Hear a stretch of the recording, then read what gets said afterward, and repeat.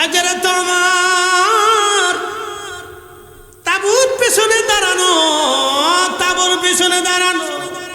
মহিলা বলতেছে, মেয়েরে এত রাত্রে ওমরের গোয়েন্দা কোথা থেকে আসবে? মা দুধের সাথে পানি মেশাও বলে। মা রে, ওমরের গোয়েন্দা যদি নাও জানে রে মা, আমার মালিকের চোখ ফাঁকি দেওয়ার সুযোগ নেই, আমার আল্লাহ দেখতেছে। মা গো, আমি দুধের সাথে পানি মিশাইব না।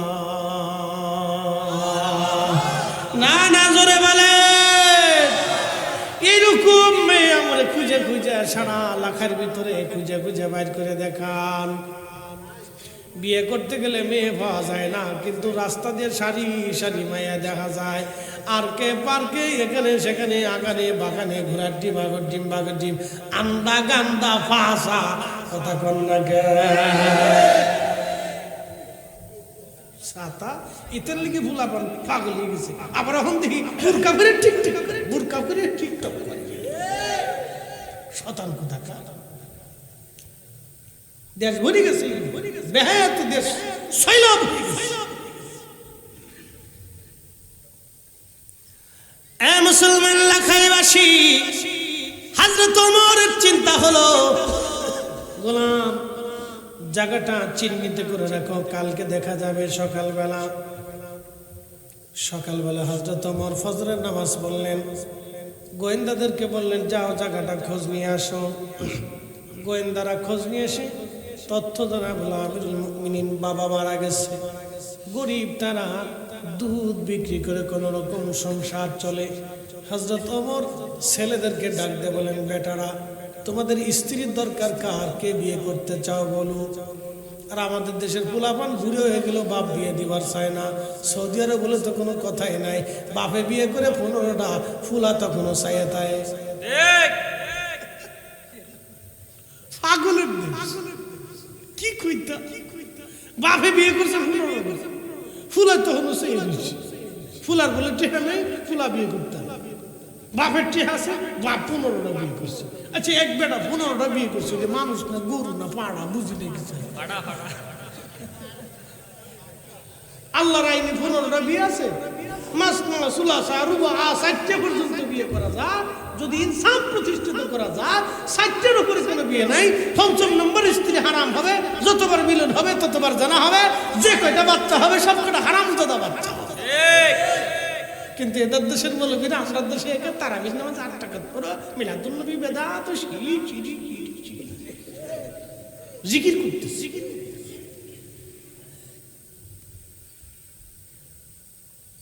উচিত কথার ভাত নাই দেশে।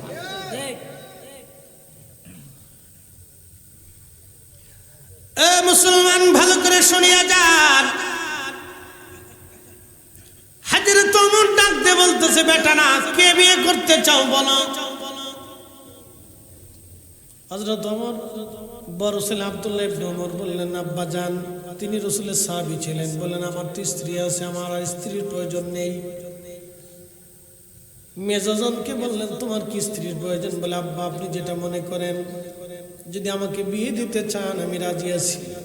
বলল, বেটারে, আমি একটা মেয়ে পছন্দ করেছি, দুধ বিক্রি করে খায়, গরিব দরিদ্র, তার মা হত দরিদ্র, দুধ বিক্রি করনেওয়ালা।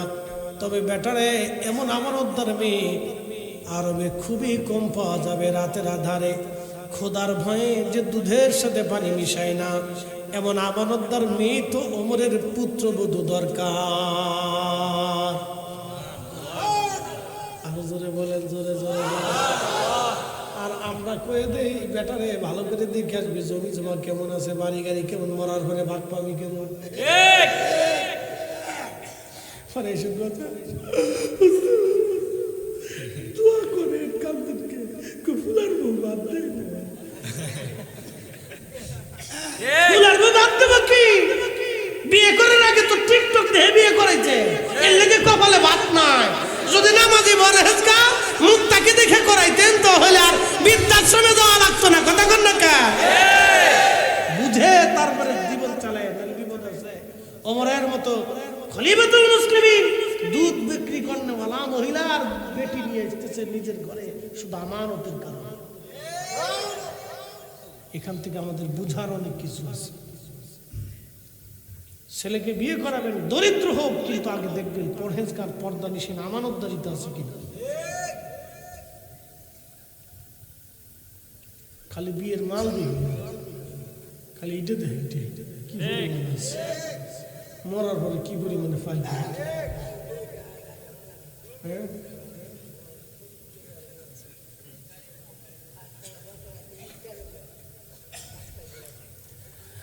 হ্যাঁ, বাবাজি হাজরত ওমর বললেন, বেটা তোমাকে বিয়ে দেবো এই মেয়ের সাথে। বাবার পছন্দ দেখেন, তখনও মেয়ে দেখে নাই, কালা না, ল্যাংড়া না, কানা না, বোমা কিচ্ছু না, শুধু একটা কথায়, মা গো রাতের আধারে দুধের সাথে পানি মিশাবো না রে মা, আমার মালিক আমার আল্লাহ দেখবে। এই একটা আমানতদারিতা, এত বুজুর্গি ভয়ের কারণে হযরত ওমর সেই মেয়েটাকে পুত্রবতী বানাইলেন। ওই মেয়ের গর্ভে আল্লাহ একটা মেয়ে সন্তান দিল, সেই মেয়ের গর্ভে আল্লাহ আর একটা মেয়ে সন্তান দিল, সেই মেয়ের গর্ভে আল্লাহ একটা পুত্র সন্তান দিল।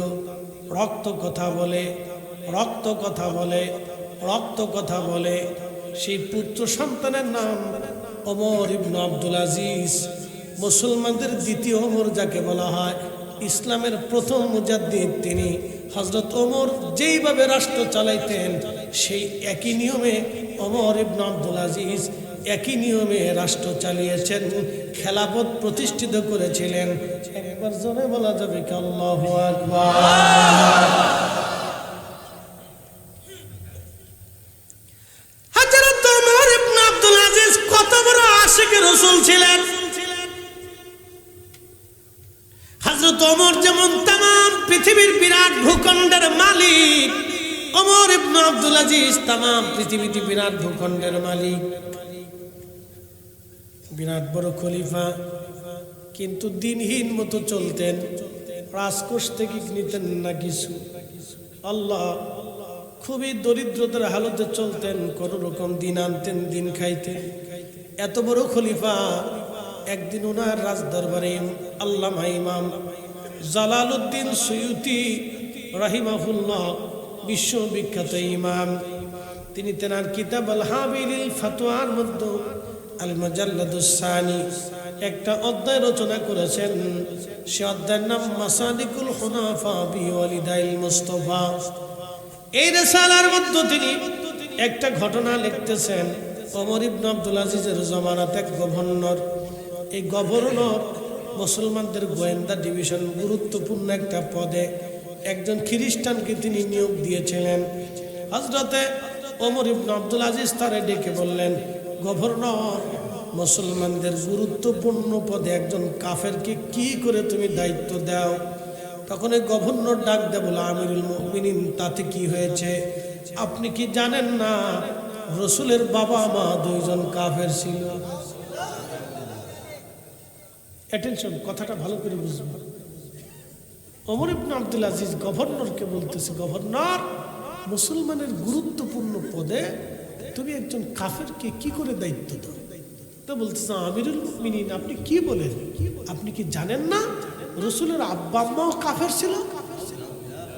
হযরত ওমর ইবনে আব্দুল আজিজ লাল হয়ে গেল। ইশকে রসুলে কলিজা এত পরিমাণে হয়েছে, লাল হয়ে ধমক দিয়ে বলে, না, আমি যদি তোর জিভ কেটে ফেলতাম, আমি যদি তোর হাত কেটে ফেলতাম, তোর পা কেটে ফেলতাম, তুই আমার রসুলের আব্বা আম্মাকে কাফের বলতেছিস? দূর হ, নিমো খারাপ, এখান থেকে বের হয়ে যা, মুসলমানের গভর্নরি পদে তোকে রাখাই যাবে না। একসাথে বলবেন আল্লাহু আকবার। মাসের মধ্যে সব গোশতগুলি মাটির সাথে মিশে হাড় বের হয়ে যাবে। এক বছরের মধ্যে সমস্ত হাড়গুলি মাটির সাথে মিশে যাবে। কবরের চিহ্ন ধীরে ধীরে ধীরে ধীরে নষ্ট হতে থাকবে। 2 দিন 3 দিন পরে সন্তান আপনাকে কাজের চাপে ভুলে যাবে। আপনি মরে গেলে আপনার নাতিপুতিরা আপনার খোঁজ নেবে না। পুতিদের যমন আসলে কোনো চিহ্নই থাকবে না পৃথিবী থেকে। একদিন আপনিও হারিয়ে যাবেন, আমিও হারিয়ে যাব মহাকালের এক জগতে। রওনা হয়ে যাবেন আমি আপনি। আমার রব বলেছেন ওয়া ইন্না ইলাইহি রাজিউন।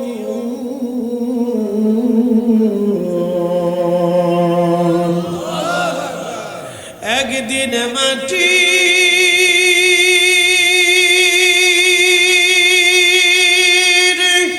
ভিতরে হবে ঘর যে মন আমার, কেন বন্ধু দালাল ঘর মন আমার, কেন বন্ধু দালাল ঘর।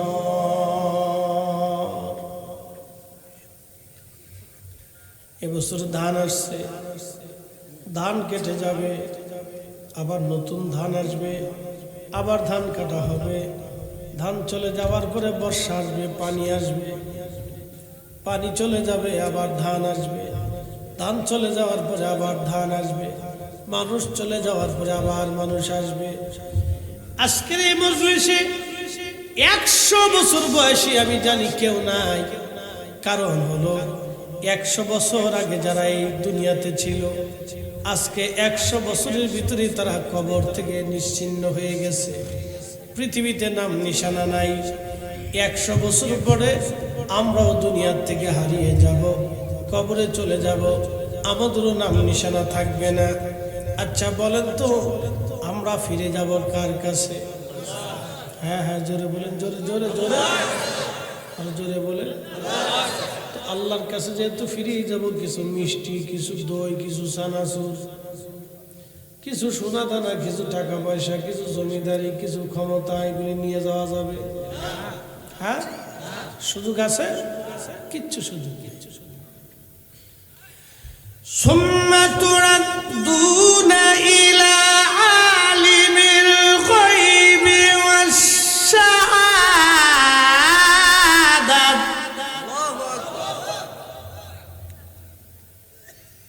অতঃপর তোমরা এমন একজন মালিকের কাছে ফিরে যাবা, যেই মালিক গোপনে গোপনে সব জানে। ফায়ুনাব্বিউকুম বিমা কুনতুম তা'মালুন।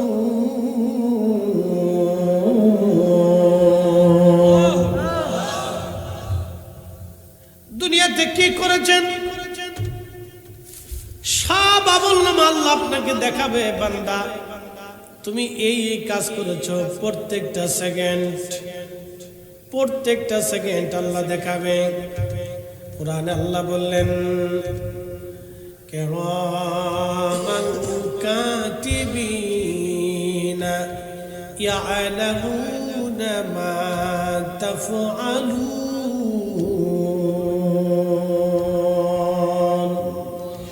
জিন্দেগি তোর যাইরে ফাঁকি দিয়া রে সোনার আদম, জিন্দেগি তোর যায় ফাঁকি দিয়া। ও আদম রে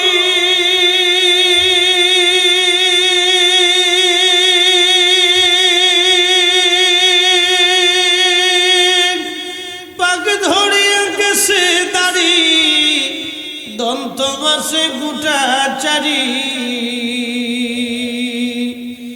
সমন জারি গিয়াছে করিয়ারে সোনার আদম, জিন্দেগি তোর যায় ফাঁকি দিয়া।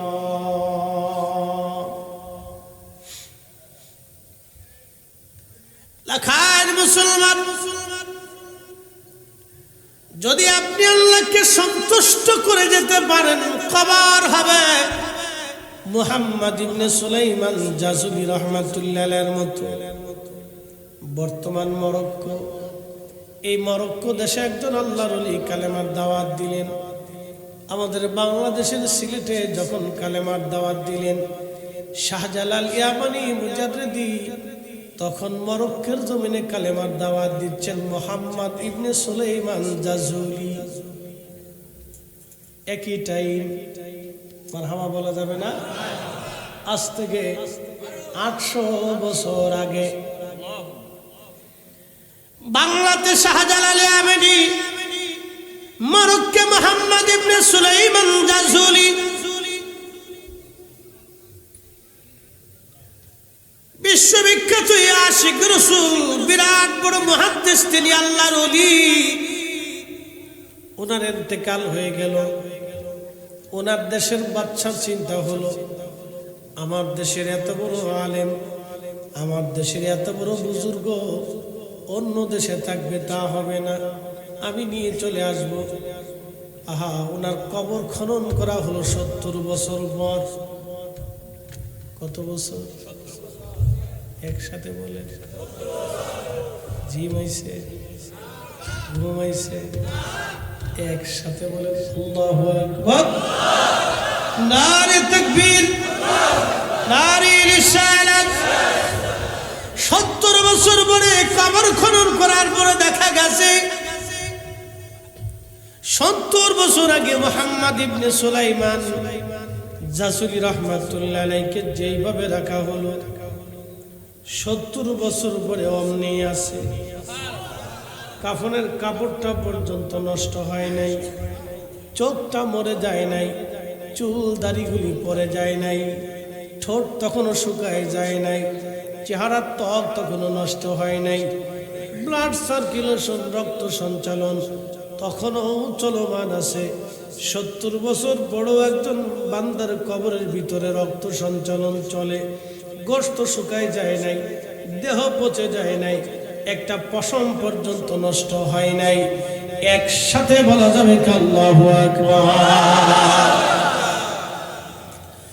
তেলের গাড়ি তেলে চলে,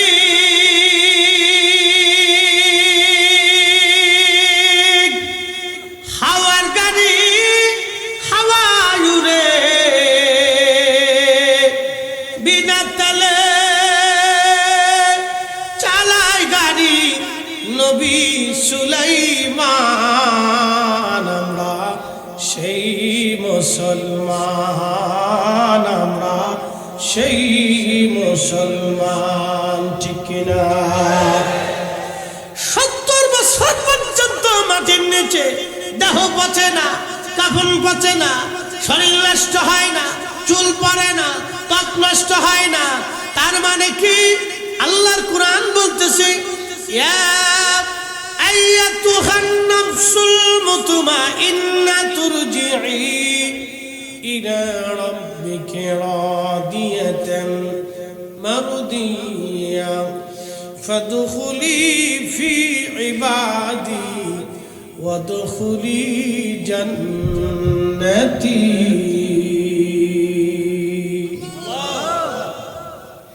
হে নফসে মুতমাইন্না, হে প্রশান্ত আত্মা, দুনিয়ার মধ্যে তুমি চুরি করো নাই, ডাকাতি করো নাই, রাহাজানি করো নাই, মানুষের হক মেরে খাও নাই, সুদ খাও নাই, ঘুষ খাও নাই, অন্যায় করো নাই, নামাজ ছাড়ো নাই, রোজা ছাড়ো নাই, জিকির ছাড়ো নাই, দুরূদ ছাড়ো নাই, নবীর গোলামি ছাড়ো নাই। হে নফসে মুতমাইন্না, হে প্রশান্ত আত্মা, প্রশান্ত। আমাদের দেশে কিছু আত্মা আছে বেমারি আত্মা, যারা সুদ খায় বেমারি, যারা সুদ খায় কি, যারা ঘুষ খায়, আরো জোরে, যারা অন্যের জমি নষ্ট করে, অন্যের হক মেরে দেয়, অসুস্থ আত্মা। কি আত্মা? অসুস্থ, বেমারি আত্মা, ওটার বেমার ঢুকছে। বাংলাদেশে আরো বেমারি আছে, টুপিওয়ালা দাড়িওয়ালা বেমারি। বল হুজুর এটা আবার কেমন? আমার রাসূলের আব্বা আম্মাকে যারা জাহান্নামী কাফের মনে করে ওরাও বেমারি। কথা বুঝেন নাই মনে হয়? 8 টাকার তারাবি যারা বানাইছে ওরা বেমারি। এই পিছনে হাত দিচ্ছে করে পিছনে পিছনে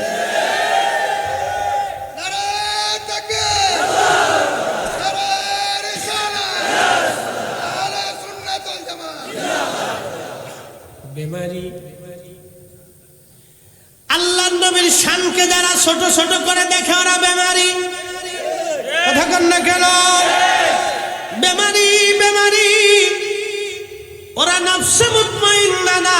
ওদের সম্পর্কে আল্লাহর কোরআনে আমার আল্লাহ ফয়সালা দিলেন, ইয়াউমা তাবিয়াদ্দু উজুহুন ওয়া তাসওয়াদ্দু উজুহ। কিয়ামতের ময়দানে একদল বান্দার চেহারা থাকবে উজ্জ্বল, দেখলে বোঝা যাবে তারা জান্নাতি জান্নাতি জান্নাতি জান্নাতি। আর একদল বান্দার চেহারা থাকবে মলিন, তারা মলিন হয়ে থাকবে। ইবনে আব্বাস বলেন তারা হলো মাহালুল বেদা, তারা বেদাতি দল। কি দল? জোরে বলেন। আমরা মিলাদুন নবী করি, আমরা বলে বেদাতি। যারা 8 টাকার তারাবি বানাইলো ওরা হলো অরিজিনাল বেদাতি।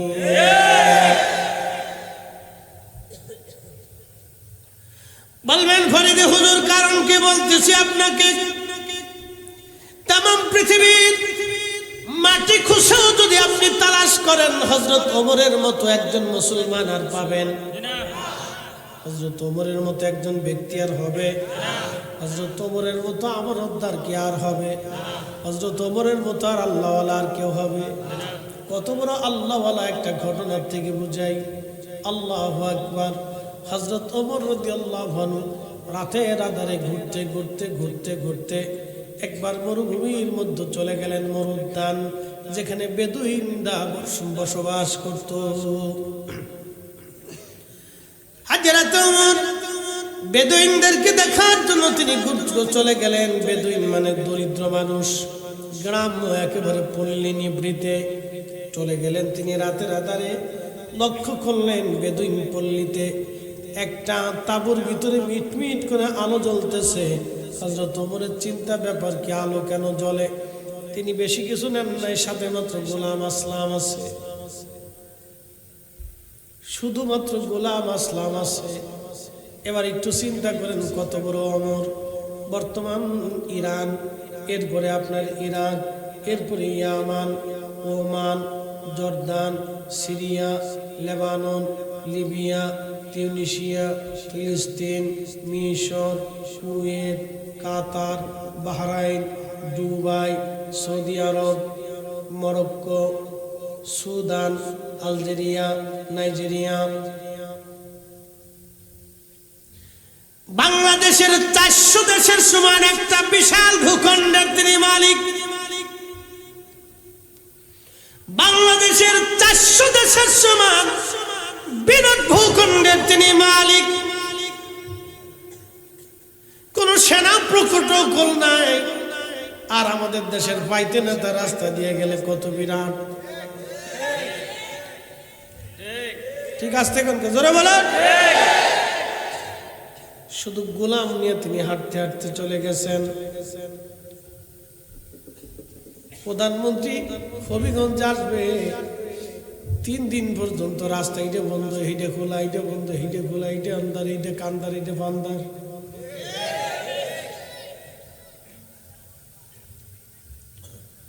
শুনে যান বাবাজি, ভালো করে শুনে যাবেন। হযরত ওমর গোলাম সাহ করে চলে গেলেন ধীরে ধীরে রাতের আঁধারে। চুপচাপ বসে আছেন তিনি। এক মহিলার বাড়ির কোণাতে দাঁড়ানো, ভিতর থেকে এক মহিলা একটা মেয়েকে ডাক দেখায়। মেয়েটা বলতেছিল, মা আজকে উট তেমন কোনো দুধ দেয় না, সামান্য দুধ হয়েছে রে মা। কালকে সকালবেলা দুধ নেওয়ার জন্য অনেকে আসবে, আমরা কি কেমনে তাদের দুধ বুঝাবো? মহিলা ডাক দেখা, মারে পানি মিশিয়ে দিলেই তো দুধ বেড়ে গেল। এরকম বুঝি বাংলাদেশের লাখাইতে নাই? শুধু কি লাখায়, দুধের সাথে যারা পানি মিশায় না বেমারি। কি কথা কথা বেমারি বেমারি চিনি দিয়ে দিয়েছে। আজকে বেমারি চিনে বুঝে কত অসুস্থ বাংলাদেশ আছে, খালি বুঝবেন।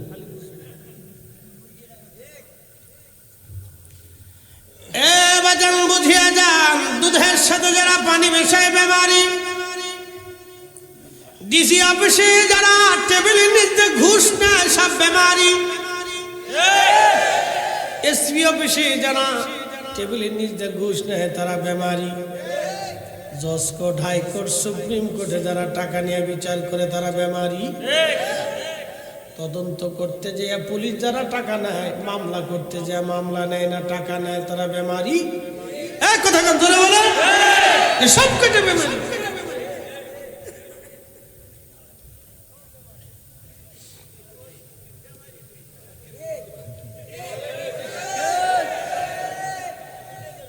বাবা একটা কথা কই, আজকে কথা ক্লিয়ার, বাকি ঝুঁকি লেখে তো লাভ নাই। কারণ কিয়ামতের ময়দানে সবার হিসাব দিতে হবে যে মাহফিল করছিল, কি ওয়াজ করছিল। আমি চিনি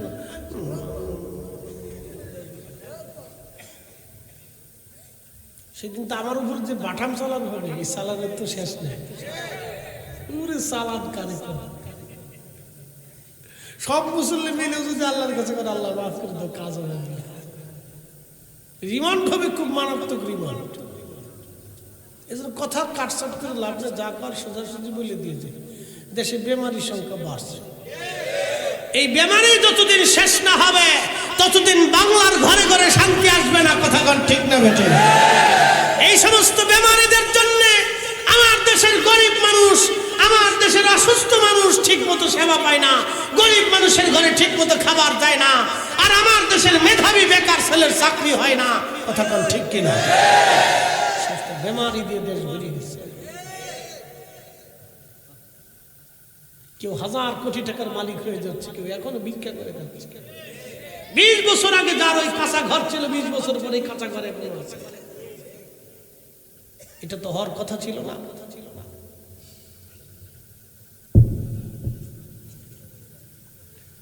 প্রিয় উপস্থিতি, খুব মনোযোগ দিবেন।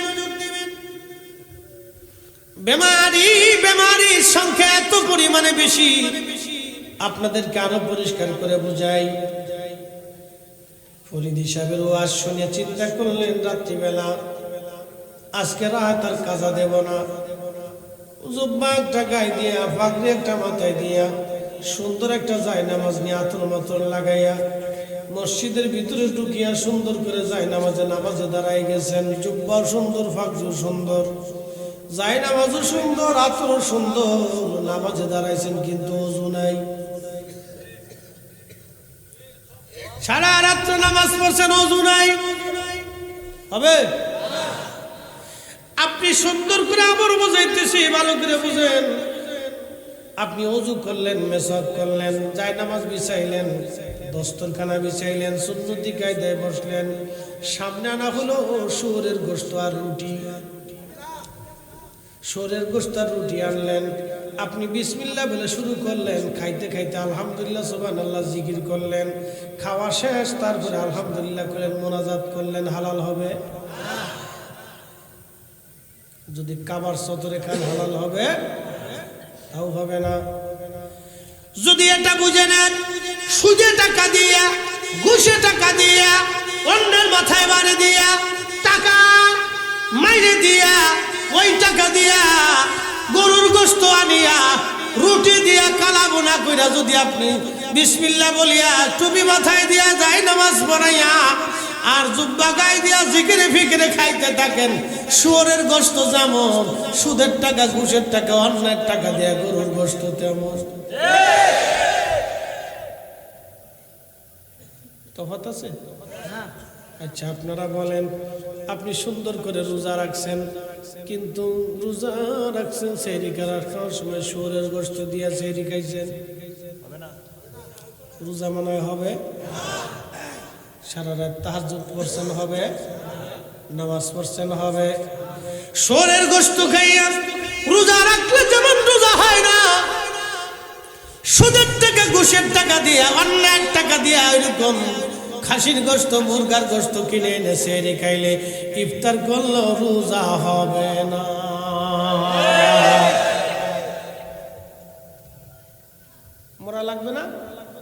কথা কর না কেন? মরা লাগবে না? হ্যাঁ, কবরে যাইতে হবে না, কারো ছাড় নাই, ওখানে যেতেই হবে, টুডে টুডো কাজ, অথবা কাজ হিসাব কষে তারপরে যাওয়াটাই বুদ্ধিমানের কাজ।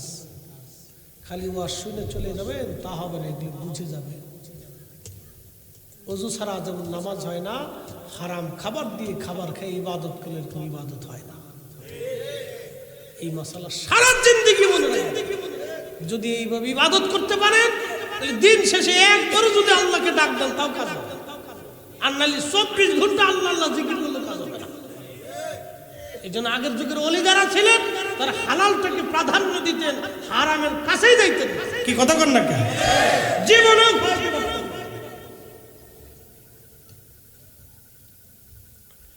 বিশ্ববিখ্যাত আল্লাহর ওলি বুআলি কলমদার, বুআলি কলমদার, বুআলি কলমদার, বুআলি কলমদার, বুআলি কলমদার রহমাতুল্লাহ আলাইহি ভারতের পানিপথে আসছেন দাওয়াত দেওয়ার জন্য। হিন্দু রাজা চিন্তা করলেন মুসলমান দরবেশে যদি জায়গা দিয়ে দেয় তাহলে মুসলমান হয়ে যাবে, রাখা যাবে না, যে কোনোভাবে তারা তাড়াই দিতে হবে।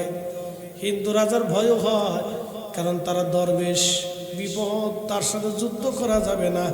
আগের বড় বড় রাজারা যুদ্ধ করে ধ্বংস হয়েছে, খাজা বাবার সাথে যুদ্ধ করে পৃথ্বীরাজ ধ্বংস হয়ে গেছে, শাহজালাল রহমাতুল্লাহর সাথে যুদ্ধ করে গরু গোবিন্দ শেষ হয়ে গেছে, মুজাদ্দিদ আল ফেসানি সেরিন্দির সাথে যুদ্ধ করতে যাইয়া সম্রাট আকবরের মসনদ হারাইছে। ও অলিদের সাথে যুদ্ধ করতে যাইয়া বড় বড় রাজা বাচ্চাদের মসনদ হারিয়েছে। আচ্ছা, অলি আল্লাহদের মাজারে যারা ঢিল ছুটতে চাও, মাজার যারা ভাঙতে চাও, মসনদের স্বপ্ন কিয়ামত পর্যন্ত বাস্তবায়ন হবে না। কথা ক্লিয়ার না ভেজাল আছে? একবার ক্লিয়ার মেরে দিচ্ছি, ও কাজ হবে না, কিন্তু কিয়ামত পর্যন্ত স্বপ্ন হবে, বাস্তবায়ন হবে না।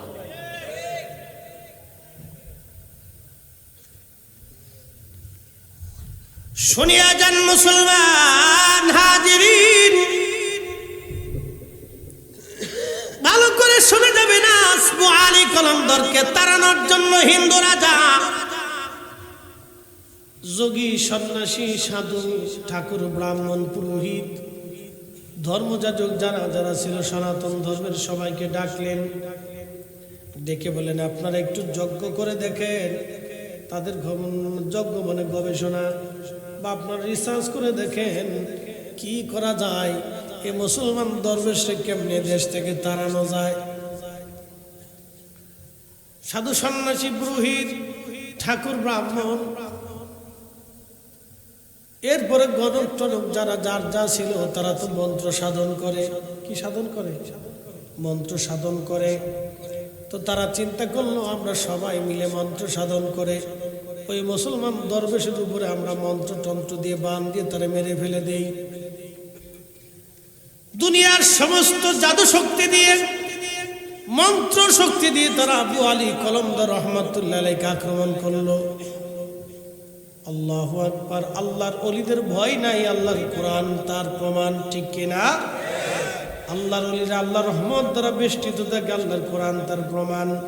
ইন্না রাহমাতাল্লাহি করিবুম মিনাল মুহসিনিন।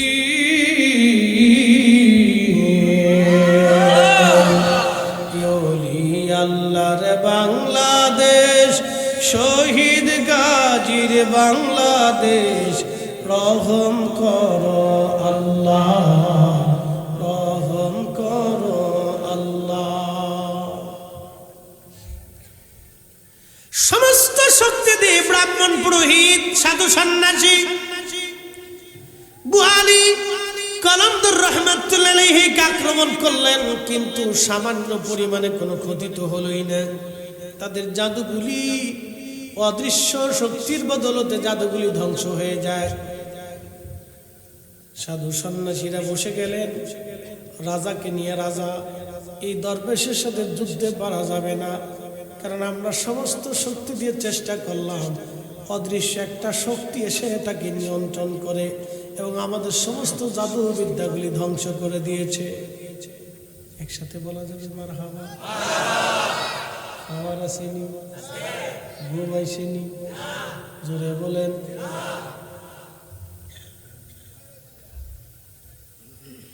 এর নাম ওলি, ওলি, ওলি। ওই অদৃশ্য পাওয়ারের মালিককে জোরে বলেন, জোরে জোরে জোরে। আল্লাহ বুয়ালি কলম ধরে দিল, ফরিদিরে দিল না, কারণ কি? শুনে যান তার পিছনে কারণ কি। রাজা বলতেছে, তাহলে ওই মুসলমান দরবেশের যে অদৃশ্য ক্ষমতা, এটা নষ্ট করা যায় কেমনে বলো? পণ্ডিত, সাধু, সন্ন্যাসী, ব্রাহ্মণ, ঠাকুর, গণক যারা ছিল তারা বলল, বাদশা, মুসলমানরা হারাম খায় না, আর মুসলমান হারাম খাইলে মুসলমানের দোয়া কবুল হয় না, মুসলমান হারাম খাইলে মুসলমানের পাওয়ার থাকে না। বাচ্চা, যদি বুয়ালি কলমদারের ক্ষমতা ধ্বংস করতে চান, তাহলে যে কোনো মূল্যে বুয়ালি কলমদারকে হারাম খাওয়াইতে হবে। বলে মুসলমানদের কাছে হারাম কি খাবার? বলে মুসলমানদের কাছে হারাম হলো শুয়োরের গোশত। আপনি শুয়োর এনে জবাই করে গরুর গোশত বলে চালাইয়া রান্না বান্না করে আপনি বুয়ালি কলমদারের দরবারে পাঠিয়ে দেন। যদি একবার খাইতে পারে তাহলে বুয়ালি কলমদার শেষ।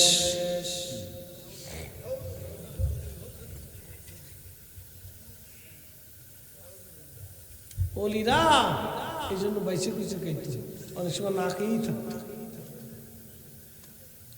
হালাল না হওয়া পর্যন্ত খাবার মুখেই দিত না, না খেয়ে থাকতো 3 দিন 4 দিন 5 দিন 10 দিন 15 দিন গাছের পাতা খেত। এত সোজা ওলি, কলি ওলি হওয়া যায়। হাজরাতে বুয়ালি কলমদারের কাছে পানিপতের হিন্দু রাজা সুন্দর করে শুয়োর জবাই করে গোশত বানিয়ে কালাবোনা ফ্রাই ট্রাই করে ভালো করে রান্না করে কয়েক জাত সুন্দর করে রান্না করে আল্লাহর অলির বাড়ি পাঠায় দিছে, যাও নিয়ে যাও খাওয়াও। আল্লাহর অলির বাড়ি যখন নিয়ে আসছে, খাদেম খুদ্দাম যারা আছে বিরাট খুশি। রাজা মশাই খাবার পাঠাইছে, রাজা মশাই বিরাট ভক্ত, কিন্তু খাদেমরা জানে না রাজার উদ্দেশ্য কি। আল্লাহর অলির কাছে আমার আল্লাহর পক্ষ থেকে মেসেজ আইছে। জোরে জোরে জোরে জোরে জোরে মোবাইলে মেসেজ আসে না? আপনারটা কি মেসেজ আইছে আমি দেখি, আমারটা কি মেসেজ আসবে আপনি দেখবেন? দেখবেন না, গোপন মেসেজ আইছে, মেসেজ আইছে আল্লাহর ওলিদের কাছে মেসেজ আসছে। মেসেজ এখানে মেসেজ আসছে, বিরাট রাডার। এই রাডারটা মদিনার সাথে সংযুক্ত ছিল। মদিনা হচ্ছে মেন রাডার। মদিনার সাথে কানেকশন না দেওয়া পর্যন্ত পৃথিবীতে কেউ ওলি হয় না। অতএব গুস্তাখে রাসূল ওলি হতে পারে না। হাত উঁচু করে বলেন ঠিক না বেঠিক?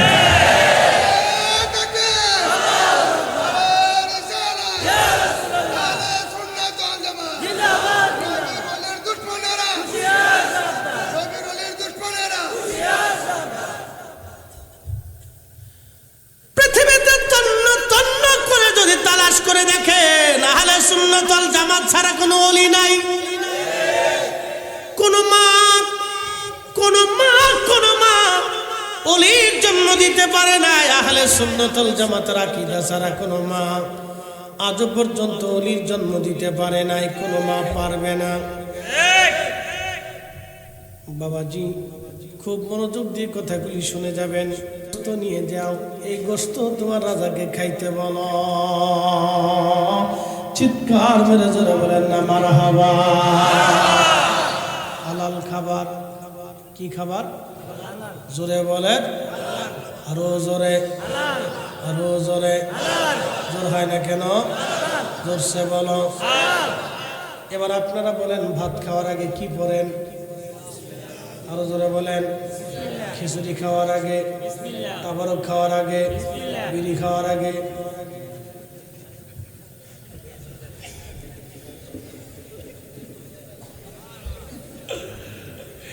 এখন যদি কেউ একটা ব্যঞ্জন এনে আমারে বলে হুজুর বিসমিল্লাহ বলে টান দেন,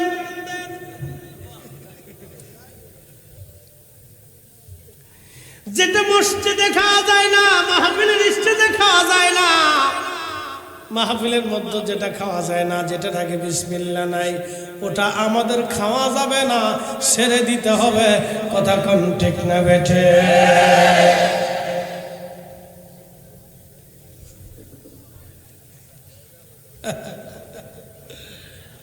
বুঝে দেন, বুঝে দেন, বুঝে দেন। জোরদার হতো দিয়ে না থাক।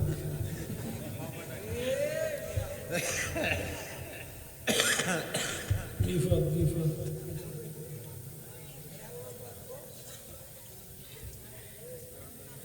হাজরে তোমার তাবুর পিছনে দাঁড়ানো,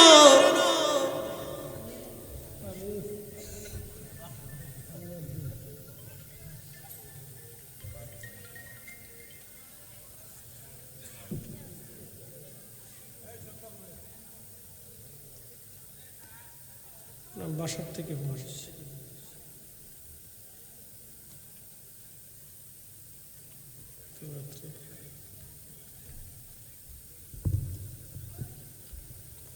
একসাথে বলে আল্লাহু আকবার।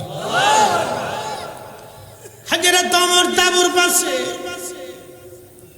তাবুর পাশে দাঁড়ানো, ভিতর থেকে মহিলা বলে, মা দুধের সাথে পানি মিশিয়ে দাও, দুধের সাথে পানি মিশিয়ে দাও। যারা দুধের সাথে পানি মিশায় তারা বেমারি। কি কথা কন না কেন? যারা হারাম খায় তারা বেমারি। তারা কি বেমারি? হযরত ওমর আল্লাহু আকবার পিছনে পিছনে দাঁড়া দাঁড়া শুনতেছে। আহা, মহিলা বলতেছে, মারে দুধের সাথে পানি মিশিয়ে দাও। মেয়েটা ডাক দেখায়, মা দুধের সাথে যদি পানি মিশায়, ওমরের গোয়েন্দা যদি জানে কালকে বিচার হবে। একসাথে বলেন না মারহাবা। হযরত ওমর তো নিজেই আজকে গোয়েন্দা হয়ে গেছে, আর আমার দেশের গোয়েন্দার কথা কয়ে লাভ নাই, মাল সারা কথা কয় না। বেমারি। জোরে বলেন। মামলা এসে তদন্ত মাল চায়। বেমারি বেমারি, এত পরিমাণে বেমারি দেশটারে শেষ করে ফেলছে। এই যতদিন বেমারি থাকবে ততদিন দেশ ভালো হবে না। কথা কর না কেন? ঠিক কিনা বাবাজি? রন্দে রন্দে রন্দে রন্দে বেমারি ঢুকছে, একবারে রন্দে রন্দে রন্দে রন্দে বেমারি ঢুকছে। রাস্তা বানাইব, লোহার বদলে তো বাঁশ, হরফিজের বদলে ইট। সিস্টেম চলতেছে খুব ভালো। যে ক্ষমতা আসে হে খালি লঙ্কায় গিয়ে রাবণ হয়ে যায় সবাই। আমরা জনগণ পড়ছি মহাবিপদে, মুসিবতে পড়ছি আমরা। বাজারে গেলে চালির দাম, ডালির দাম, বেগুনের দাম, যে বেগুন খাইলে চুলকানি হয় তার 120 টাকা কেজি। জ্বালার শেষ। ডিমের গায়ে হাত দিয়ে কায়দা, মনে হইতেছে মুরগায় হরতাল ডাক দিচ্ছে যে আমরা ডিম টিম পারবো না, তোরা পাবলিক ডিম পেলে খাইতে যা। হঠাৎ করে দাম বেড়ে যায়। কারণটা কি? দেশে সিন্ডিকেটের বেমারি ঢুকছে, বড় বড় সিন্ডিকেট বেমারি। বাপরে বাপ, বিরাট বড় হাজি সাহেব মক্কায় যায় কোলর টাওয়ারে থাকে, জানেন? 7 দিনের 27 দিনের খরচা 27 লক্ষ টাকা। প্রত্যেক দিন 1 লক্ষ টাকা খরচা। হাজি হজ করবার যায়, এটা হজে যায় না, পিকনিকে যায়।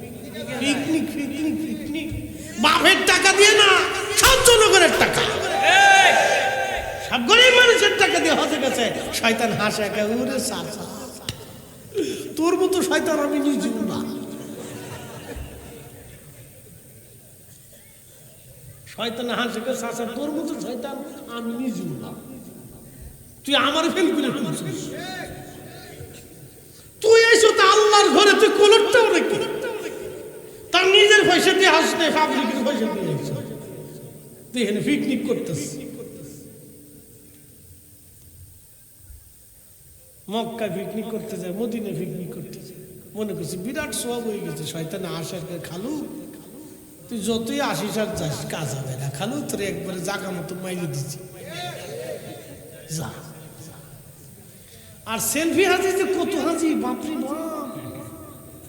আপনি জানেন আমার গা শিহরে উঠছে, গা শিহরে উঠছে। রসুলের রওজা মুবারকের পাশে দাঁড়িয়েছিল ভিতরে। হাই হাই হাই, সর্বনাশ! আপনি জানেন আল্লাহ রসুল জিন্দা, রসুল দেখতেছে উম্মত করে কি। এখানে পৃথিবীর সব আলেম উলামা পীর মাশায়েখ বলিরা এখানে যে থরথর করে কাঁপতেন, যদি আল্লাহ রসুল কবুল না করে। হাজি কেন, হাজি কেন? পৃথিবীর কোন মুসলমান জান্নাতে যাবে না। হাজি কেন? পৃথিবীর কোন মুসলমান জান্নাতে যাবে না আল্লাহ রসুলের ইশারা ছাড়া, সন্তুষ্টি ছাড়া, নবীর পতাকা ছাড়া, নবীর সুপারিশ ছাড়া। কথা কোন ঠিক কিনা? সেই নবীর রওজার পাশে যেমন সেলফি তুলছি, ঠিক ঠিক।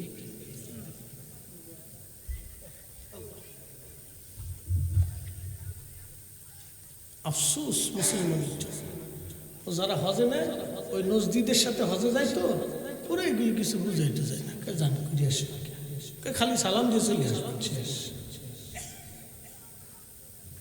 শুধু সালাম দিয়ে চলে, আর কিচ্ছু নেই এখানে। আমি নিজে শুনছি সৌদির পুলিশে মতুয়া এটি এখন নাই, মতুয়াদের পাওয়ার কমে দিচ্ছে। বলছেন উমরাই গেছি তোর মতুয়াটি দাঁড়াতে কি আলু মোহাম্মদ কদমাতা আবু বকর কদমাতা আমর কদমাতা সরে যা, মোহাম্মদ বলে গেছে যা, মোহাম্মদ বলে গেছে যা, ওটা শিখেও গেল। যারা বলবে মোহাম্মদ মরে গেছে, মোহাম্মদের কিছু নেই, সব বেমারি। কথা কোন ঠিক না? বেমারি।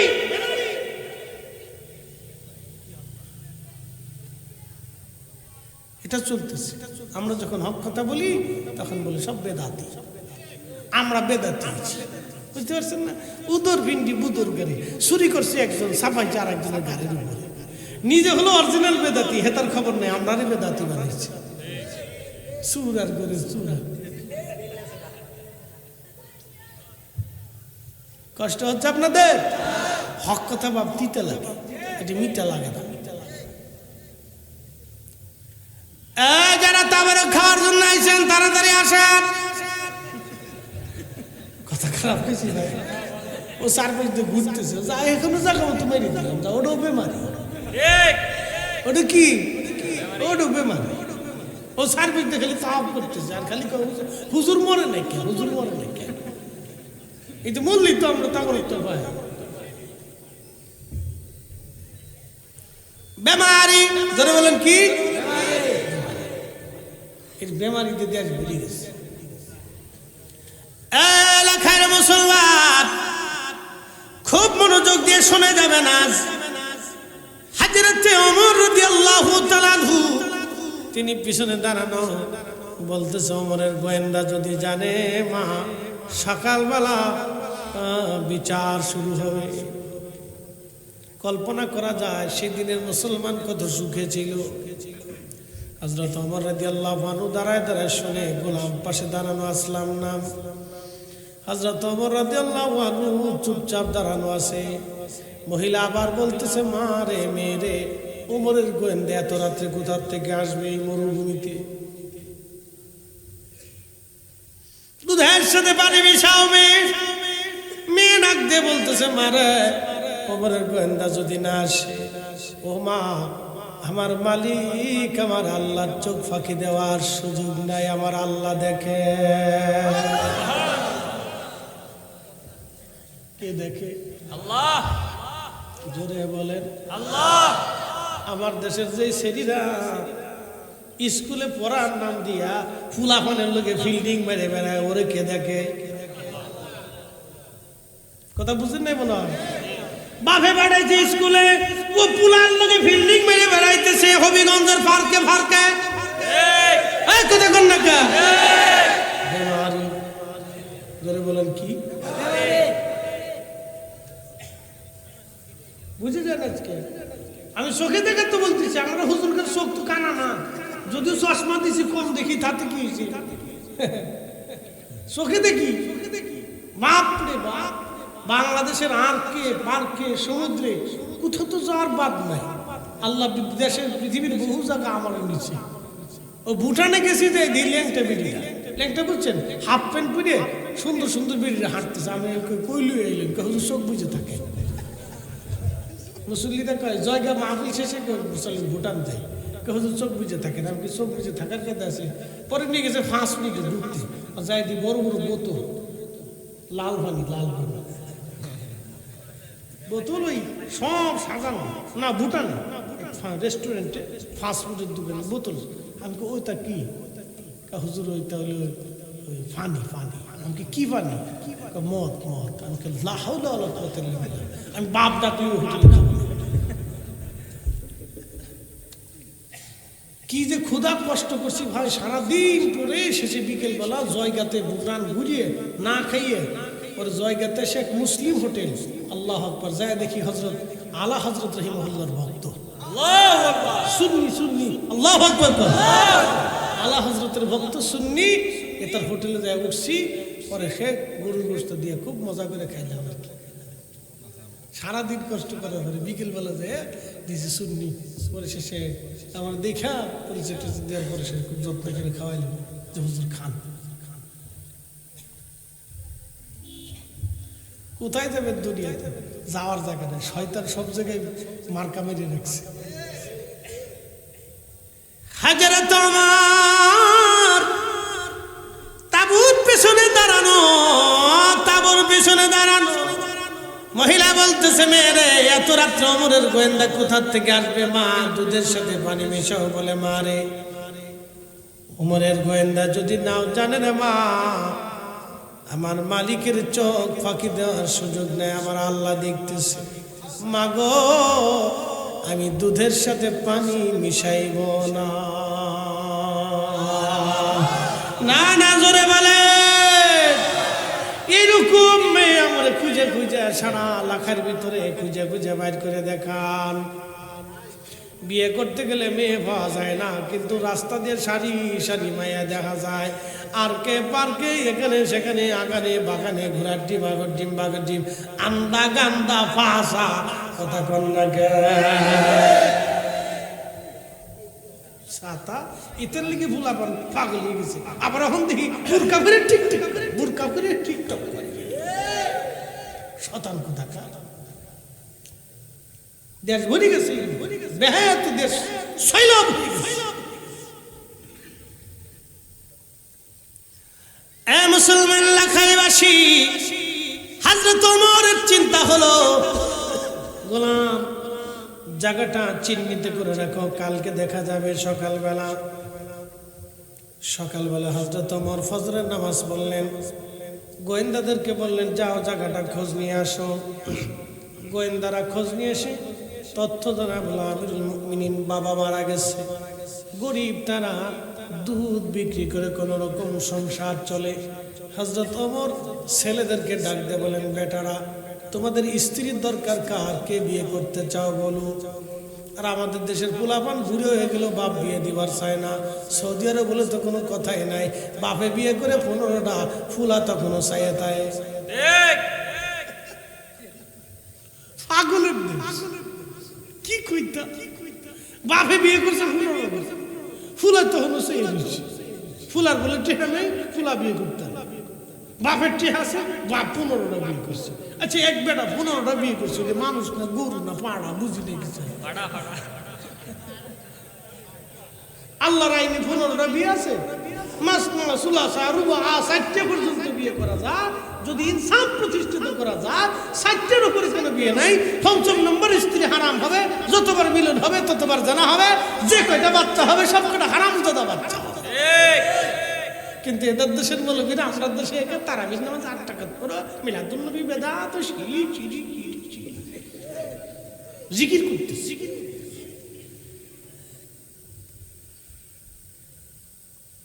উচিত কথার ভাত নাই দেশে।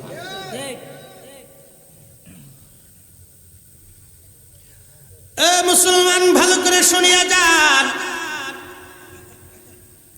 হযরত ওমর ডাক দিয়ে বলতেছে, বেটা না, কে বিয়ে করতে চাও বলো। হযরত ওমর বড় ছেলে আব্দুল্লাহ ইবনে ওমর বললেন, আব্বা জান, তিনি রাসূলের সাহাবী ছিলেন, বলেন আমার তো স্ত্রী আছে, আমার আর স্ত্রীর প্রয়োজন নেই।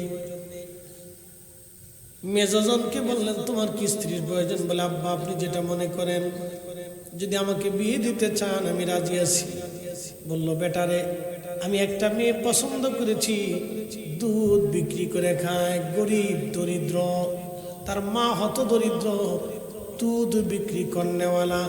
তবে বেটারে এমন আমানতদার মেয়ে আরবে খুবই কম পাওয়া যাবে। রাতের আধারে খোদার ভয়ে যে দুধের সাথে পানি মিশায় না, এমন আমানতদার মেয়ে তো ওমরের পুত্রবধূ দরকার।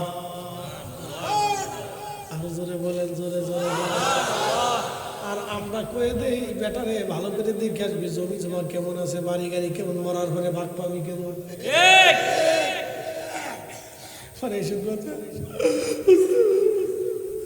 দোয়া করে কান্দেনকে ফুলার বউ বাদ দেয় না, ফুলার বউ বাদ দেব কি? বিয়ে করার আগে তো টিকটক দেখে বিয়ে করেছে, এর লেগে কপালে ভাত নাই। যদি নামাজি বরেজগা মুক্তাকে দেখে করাইতেন তাহলে আর বৃদ্ধাশ্রমে যাওয়া লাগতো না। কথা কন না কা? বুঝে তারপরে জীবন চালায়, বিপদ আছে। ওমরের মতো খলিফাতুল মুসলিমিন দুধ বিক্রি করনেওয়ালা মহিলা আর বেটি নিয়ে এসেছে নিজের ঘরে শুধু আমানতের কারণে। এখান থেকে আমাদের বুঝার অনেক কিছু আছে। ছেলেকে বিয়ে করাবেন, দরিদ্র হোক, কিন্তু আগে দেখবেন পরহেজগার, পর্দা নিশীন, আমানতদারিতে আছে কিনা। খালি বিয়ের মাল দেখবে, খালি ইটে দেখে কি পরিমাণ আছে, মরার পরে কি পরিমাণে ফাইল।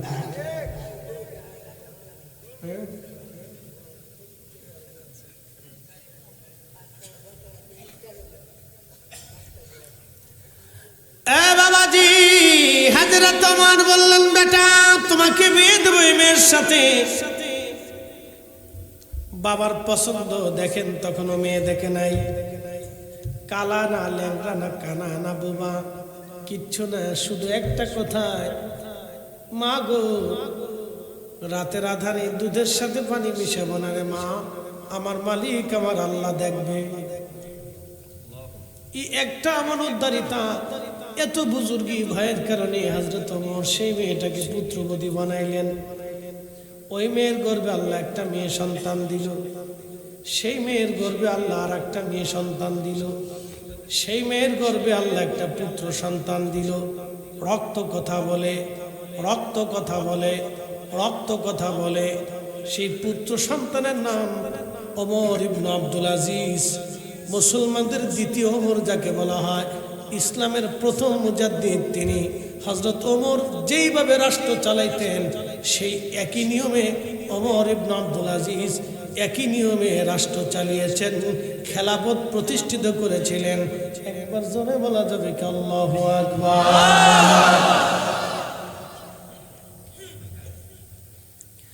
হযরত ওমর ইবনে আব্দুল আজিজ কত বড় আশিকে রাসূল ছিলেন। হযরত ওমর যেমন তামাম পৃথিবীর বিরাট ভূখণ্ডের মালিক, ওমর ইবনে আব্দুল আজিজ তামাম পৃথিবীতে বিরাট ভূখণ্ডের মালিক, বিরাট বড় খলিফা। কিন্তু দিনহীন মতো চলতেন, রাজকোষ থেকে নিতেন না কিছু।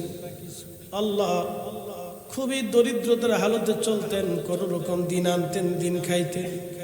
এত বড় খলিফা, একদিন ওনার রাজদরবারে আল্লামা ইমাম জালালউদ্দিন সুয়ুতি রাহিমাহুল্লাহ, বিশ্ববিখ্যাত ইমাম, তিনি তেনার কিতাব আল হাবিরিল ফাতোয়ার মধ্যে আল মুজাল্লাদুস সানি একটা অধ্যায় রচনা করেছেন। সে অধ্যায়ের নাম মাসালিকুল হুনাফা বিওয়ালিদাইল মুস্তাফা। এই রিসালার মধ্যে তিনি একটা ঘটনা লিখতেছেন। ওমর ইবনে আব্দুল আজিজের জামানাতে এক গভর্নর, এই গভর্নর মুসলমানদের গোয়েন্দা ডিভিশন গুরুত্বপূর্ণ একটা পদে একজন খ্রিস্টানকে তিনি নিয়োগ দিয়েছিলেন। হযরতে ওমর ইবনে আব্দুল আজিজ তারে ডেকে বললেন, গভর্নর, মুসলমানদের গুরুত্বপূর্ণ পদে একজন কাফেরকে কি করে তুমি দায়িত্ব দাও? তখন এই গভর্নর ডাক দেয়, বলে, আমিরুল মুমিনিন, তাতে কি হয়েছে? আপনি কি জানেন না রাসূলের বাবা মা দুইজন কাফের ছিল? অ্যাটেনশন, কথাটা ভালো করে বুঝবেন। ওমর ইবনে আব্দুল আজিজ গভর্নরকে বলতেছে, গভর্নর, মুসলমানের গুরুত্বপূর্ণ পদে তুমি একজন কাফেরকে কি করে দায়িত্ব দাও? তো বলতেছে আমিরুল মুমিনিন আপনি কি বলেন, আপনি কি জানেন না রাসূলের আব্বা আম্মাও কাফের ছিল? হযরত ওমর ইবনে আব্দুল আজিজ লাল হয়ে গেল। ইশকে রাসূলের কলিজা এত পরিমাণে হয়েছে লাল হয়ে ধমক দিয়ে বলে, না, আমি যদি তোর জিভ কেটে ফেলতাম, আমি যদি তোর হাত কেটে ফেলতাম, তোর পা কেটে ফেলতাম, তুই আমার রাসূলের আব্বা আম্মাকে কাফের বলতেছিস? দূর হ নিমক হারাম, এখান থেকে বের হয়ে যা, মুসলমানের গভর্নরি পদে তোকে রাখাই যাবে না। একসাথে বলবেন আল্লাহু আকবার। আজকে যদি উনি জিন্দা থাকতেন তো যারা বলে রাসূলের আব্বা আম্মা কাফের ছিল জিভ ধরে ধরে কেটে ফেলে দিতেন। কথা বলেন ঠিক না? ওদের কপাল ভালো যে মুসলমানদের আমিরদের ভিতরে এরকম আশিক রাসূল নাই। সব তো গুস্তাখি রাসূল, নারী লোভী সব। যদি নারী লোভী না হতো তাহলে ফিলিস্তিনের মুসলমানরা এইভাবে মার খায়।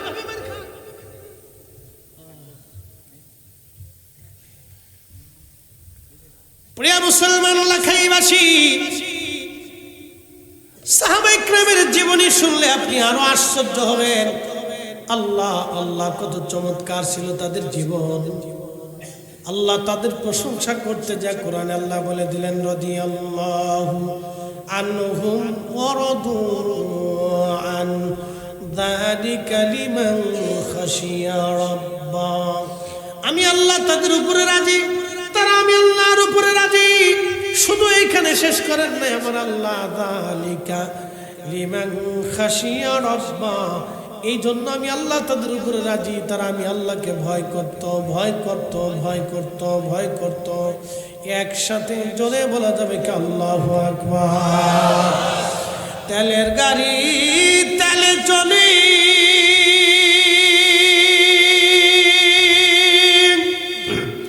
হাওয়ার গাড়ি হাওয়ায় উড়ে, বিনা তেলে চালায় গাড়ি নবী সুলাইমান। আমরা সেই মুসলমান, আমরা সেই মুসলমান। আর একটু চলবে। হযরতে মুহাম্মদ ইবনে সুলাইমান জাজুলি 70 বছর পর, তখনও কবর শরীফে জিন্দা। মনে আসেনি আপনাদের? কিন্তু কেন জানেননি? উনি আশিক রাসূল ছিলেন। ওনার জীবনে একটা আমল ছিল, প্রত্যেক দিন 1000 বার উনি দুরূদ শরীফ পড়তেন। একসাথে বলেন সুবহানাল্লাহ। কত হাজার বার? 1000 বার। উনি মরক্কো দেশে কালেমার দাওয়াত দিতে গেছেন। আচ্ছা বলেন তো, নেতার উপরে নেতা নাই? আছে না নাই? ডাক্তারের উপরে ডাক্তার আছে না? অলির উপরে অলি আছে না নাই? উনি মরক্কো দেশে কালেমার দাওয়াত দিতে গেলেন। চিন্তা করলেন আমার চাইতে আর বড় আলেম কি আছে? কিন্তু আল্লাহ বললেন না, তোমার চাইতে বড় জ্ঞানী বানায় রাখছি, দাঁড়াও কিছু সময় পরে। তো মরুভূমির দেশ বারবার নামক একটা অঞ্চল আছে, প্রদেশটা প্রচুর পরিমাণে মরুভূমি, উত্তপ্ত গরম। তো উনি ঘুরতে ঘুরতে মরুভূমির ভিতর দিয়া, প্রচন্ড গরমে পানি শেষ হয়ে গেল। উযু করবেন, নামাজ পড়বেন দুপুরের সময়। সুলাইমান জাজুরি পায়ে হেঁটে হেঁটে চিন্তা করলেন পানি তো নাই, এখন কি দিয়ে উযু করব? কিন্তু তায়াম্মুমের বিধান আছে, কিন্তু আগে শর্ত হলো আপনাকে পানি খোঁজা লাগবে। যেহেতু পানি নাই, পানি কোথায় গেলে পাওয়া যাবে? আল্লাহর মহান ওলি ধীরে ধীরে ধীরে ধীরে তিনি মরুভূমির ভিতরে পথ চলতে লাগলেন। বহু দূরে দেখলেন একটা জঙ্গল দেখা যায়, এক গাছপালা তরুলতা পাতা দেখা যায়। চিন্তা করলেন গাছপালা যেহেতু আছে, পানির ব্যবস্থাও আছে, কারণ পানি ছাড়া গাছ বাঁচে না। চিন্তা হলো পানি যেহেতু আছে, গাছ যেহেতু আছে, তো পানিও আছে। আর এই জন্য সুলাইমান জাজুলি চলে গেলেন। ঠিক ওইখানে জঙ্গলের ভিতরে যায় দেখলেন একটা কুঁড়ে ঘর দেখা যায়। কুড়ে ঘরে রদুরে দেখা যায় একটা কুয়া। দৌড়ায়া কুয়ার পাশে চলে গেলেন সুলাইমান জাজুলি। কুয়ার পাশে যখন গেলেন তিনি, যাওয়ার পরে লক্ষ্য করলেন কুয়ার মধ্যে পানি আছে, কিন্তু পানি উঠানোর মতো কোনো ব্যবস্থা নাই। কি করবেন চিন্তায় পড়ে গেলেন। পানি তো আছে বটে, কিন্তু পানি উঠানোর কোনো ব্যবস্থা নাই। আল্লাহরে মহান ওলি চিন্তা ভাবনা করিয়া দেখতেছে গাছের পাশে একটা ছোট্ট কুড়ে ঘর। কুড়ে ঘরটা দেখার জন্য দৌড়ে চলে গেলেন। দরজার পাশে তারা ডাক দিছে, কেউ আসো, ঘরের মধ্যে কেউ আসোনি, দরজা খুলে দাও, আমি সুলাইমান জাজুলি, পানি নাই, ওযু করব, নামাজ পড়ব, তাড়াতাড়ি দরজা খোলো। ভিতর থেকে কোনো শব্দ হলো না। তিনি আবার কুয়ার কাছে দৌড়ায় আসলেন, কিন্তু মশক নাই, দড়ি নাই, বালতি নাই, কেমনে পানি উঠাবে? সারা অঞ্চল এলাকা ভরে ভরে তন্ন তন্ন করে তালাশ করলেন, কোথাও কোনো পানি নাই।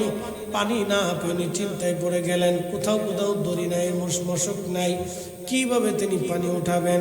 খুব চিন্তায় দৌড়াদৌড়ি করে করে এবার ওপার ওখানে সেখানে। হঠাৎ কিছু সময় পরে দেখলেন একটা ছোট্ট আফ্রিকান মেয়ে, একটা মরক্কের বালিকা অদূরে দাঁড়ায় দাঁড়ায় মুস্কিয়ে মুস্কিয়ে আসে। আল্লাহর ওলি ডাকতে বলতেছে, মেয়েরে তুমি কি জন্য হাসো? দরিয়ার মশক কি তুমি সামলে রাখছো নাকি? মেয়ে হাসো কেন? বলে, হুজুর আপনার দৌড়াদৌড়ি ছুটাছুটি দেখে হাসি। বলে, মেয়েরে আমি ওযু করব, নামাজ পড়বো, পানি উঠাবো, পানি উঠানোর মতো দড়ি মশক কিছুই নাই, কেমনে পানি উঠাবো? আর তুমি হাসতেছো আমার দুঃখের পরে। মেয়েটা ডাক দেয়, বলল, হুজুর আপনার পরিচয় কি? বলে, আমার নাম মোহাম্মদ ইবনে সুলাইমান জাজুলি। বলতেছে, হুজুর আপনার নাম শুনেছি, আপনি মরক্কের মস্ত বড় একজন মুহাদ্দিস। হুজুর একটা প্রশ্ন করি, জবাব দিবেননি? বলো মা, কি প্রশ্ন? বলে, হুজুর দরিয়ার মশক ছাড়া কি কুয়ার নিচ থেকে পানি উঠানো যায় না? সুলাইমান জাজুলি কয়, হাই হাই, মেয়েটা কয় কি? কি করে রে মেয়ে, দড়ি বালতি ছাড়া পানি উঠাবো মা? বলে, হুজুর আপনি দাঁড়ান, আমি পানি উঠাইতেছি। আরো জোরে সুবহানাল্লাহ। দেখেন পাওয়ার কারণ। মেয়েটা আস্তে আস্তে আস্তে আস্তে একটা পাথর নিয়ে আসছে। পাথরটা কুয়ার পাশে লাগাইয়া, কুয়ার পাথরের উপরে দাঁড়াইয়া, কুয়ার মধ্যে মুখ লাগাইয়া কি যেন পড়ে আর থুতু মারে, কি যেন পড়ে আর থুতু মারে। সুলাইমান জাজুলি বলতেছে, আমি নিজ চোখে দেখলাম কিছু সময় পরে কুয়ার নিচ থেকে পানি উঠে উঠে উঠে উঠে উঠে উঠে উঠে উঠে একেবারে কুয়া লেভেলে লেভেলে পানিতে ভরে গেল। চিৎকার মেরে বলেন আল্লাহু আকবার। পাওয়ার আসেনি, পাওয়ার আসেনি। এখন আমাদের তো পাওয়ার নাই। আগের 3 গ্রাম মিলে একটা মসজিদ ছিল। কয় গ্রাম? অথবা বড় এক গ্রামে একটা মসজিদ, একজন ইমাম রে মুন্সি বলা হইতো। ঠিক আছে না? মোল্লা অথবা মুন্সি। আমাদের ফরিদপুরে বলতো মুল্লাজি, আপনাদের দেশে কি বলতো? মুন্সি সাহেব। মুন্সি সাহেব বলতো, মুল্লাজিও বলতো। তো যাই হোক, মুল্লাজির কাছে পানি ভরার জন্য আসতো। যা তোর মোল্লা দাদুর কাছ থেকে পানি নিয়ে আয়, মুন্সি দাদার কাছ থেকে পানি নিয়ে আয়। পানি